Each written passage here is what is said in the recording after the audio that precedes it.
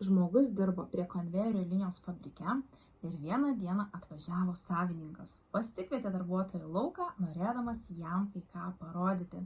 Ir sako, matai tą kalvą.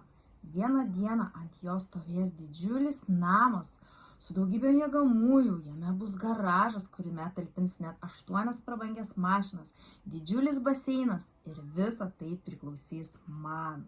Vadinasi, kol tu dirbi kažkam kitam, padedi tam žmogui pildyti jo svajones, vietoj to, kad pildytum savasias. Kai tu dirbi savo, tu padedi savo ir savo šeimai siekti savo svajonių, kurti finansinę laisvę.